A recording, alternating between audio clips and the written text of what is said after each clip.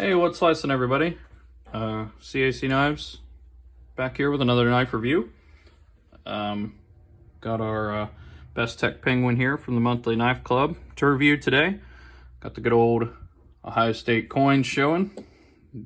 Buckeyes did a big win over Notre Dame last week, so got to bring that out. Very good game though. Very tight and close game. Notre Dame made very poor decision at the end of the game. That definitely was a contributing factor to them losing, but that's not why we're here today. We are here to review this knife, which is actually probably the best knife I've ever gotten in this Monthly Knife Club subscription. Here's the card. It is D2, it weighs 5 ounces, but it's a very big knife. It's 8.375 inches. You know, it's very smooth blue and black G-10. It is D2, but you know, that's, you know, what you're going to expect in a $40 subscription. It's $40 with the shipping and handling. But the knife is valued at $52 online. So yeah, definitely, it was definitely worth it this month. This may be the first knife I actually keep, at least for a while. Before we get into it, let's show you guys that this is a larger knife. Let's get some normal size comparisons out here. I got a kind of custom looking Tenacious here. I'm doing a black, orange, and purple Halloween build with this. Can't wait to get that done and show that off. You can see the kind of bats engraved there on the blade. So keeping with that kind of evil haunted theme, let's go ahead and get the Rat 2 out here. So you can see the Tenacious is, you know, it's about the same size. I'd say the Rat 2 is more of a average EDC size. And then let's go ahead and get the Penguin out here. QSP's Penguin, I should say, next to the Bestech Penguin. Funny how that works. And then we got the Civivi Elementum up there. I know you kind of get some...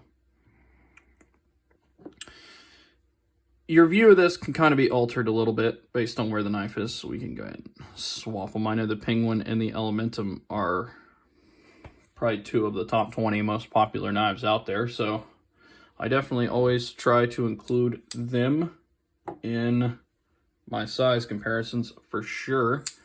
I don't have a review up on the Elementum yet. I really need to get that one done, but I do have a few videos up on different kinds of QSP Penguins. I will be getting another Penguin in October, hopefully, as Caviso drops their awesome looking, you know, fat carbon, toxic green and black versions. I can't wait to get that knife. I've been looking forward to that knife ever since I seen it in May. But let's get into this knife today. So, like the card said, we have that blue and black G10. It's very smooth, but it is grippy on the edges. You kind of see where the, you got kind of 2 different kinds of layers here. On the edges, it has grip, but on the sides, it is smooth, which is honestly really nice because it allows you, when you're gripping the knife, you got those little bits of grip all along the edges of the knife, but it's really comfortable with that smoothness.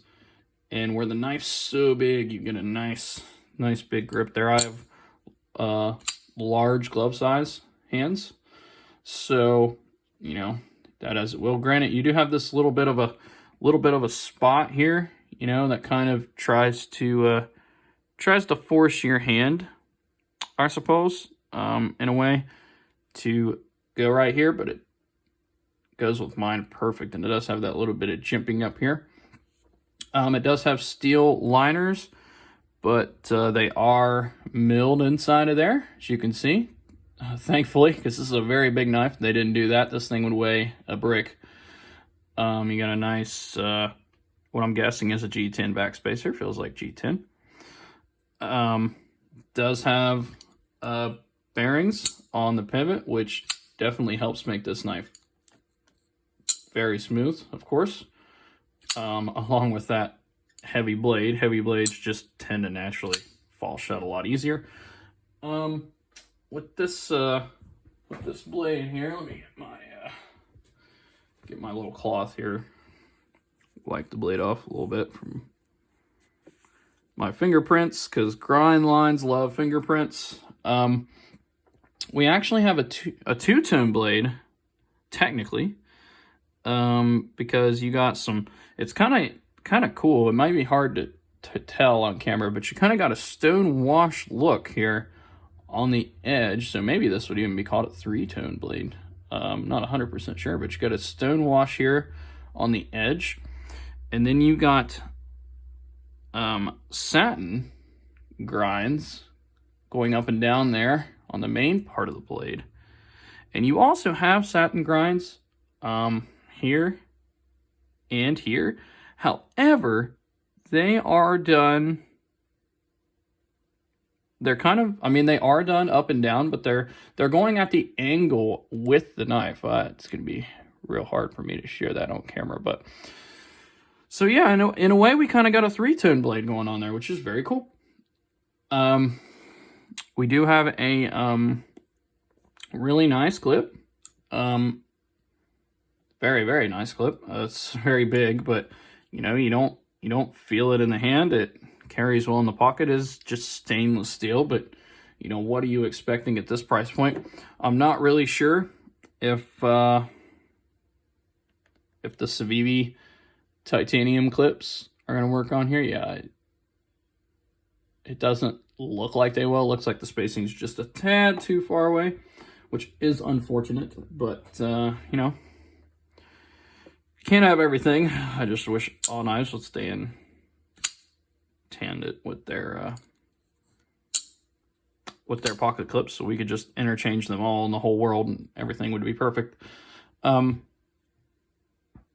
But yeah, this knife's doing pretty much everything right. It is a Bestech knife, so you're going to pay a tiny bit more for a more name brand, I think. It is very well done, though. The only thing that I can find, and this may be done intentionally because of how the liners and stuff are, but as you can see right here, while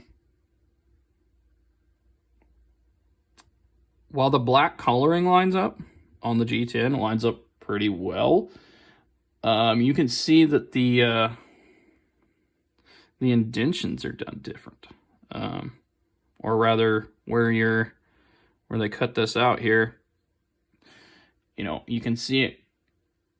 It's different on both sides there. But I'd say like maybe half a centimeter or so, which isn't a huge deal. Nobody's ever really gonna notice that. But I think it was done, you know, with the design intent to access the liner lock disengage easier. Other than that, though, you know, especially for the price point, I've been trying to find other things that I can really grind heavily about. I mean, another thing I guess that you could say is the stone wash goes up further on that side than this side. But again, that may have been done intentionally because of the fact that they put the Bestech logo right there. So they may have not wanted it to go up as far. But everything else looks really good. I mean, I gave it a good look over beforehand, and I didn't see any finish issues. Is it worth $52? That's, I mean, the fit and finish is there. The quality's there. Good brand on bearings. It's just, you know, had this been a few years ago, it probably would have been perfect at this point. But I'm always looking at, I always got to compare all knives now to you know, my Efingro here, and you know, this knife, even with the titanium clip on it, this VV titanium clip, it costs about $35 with the clip, $25 without it. You know, and the materials on these knives are exactly the same. You know, you got 210 blades, you got D2, you got made in China, you got bearings on pivots. I would say the fit and finish on the Bestech is a tad bit better. But I mean, the fit and finish on the Efingro isn't bad. You know, I haven't really noticed anything bad about it. Also a smooth knife. Also a smooth knife. If anything, the Efingro should cost a little more because it's a little bigger. But yeah, that kind of makes it difficult. Plus, the Efingro, they've put another, they put a multiple ways of deployment in there. You are going to notice the Efingro more. It does weigh more, so I guess that is a benefit of the artisan cutlery, or the artisan cutlery, the Bestech. I don't know why it's reminding me of an artisan cutlery knife a long time ago.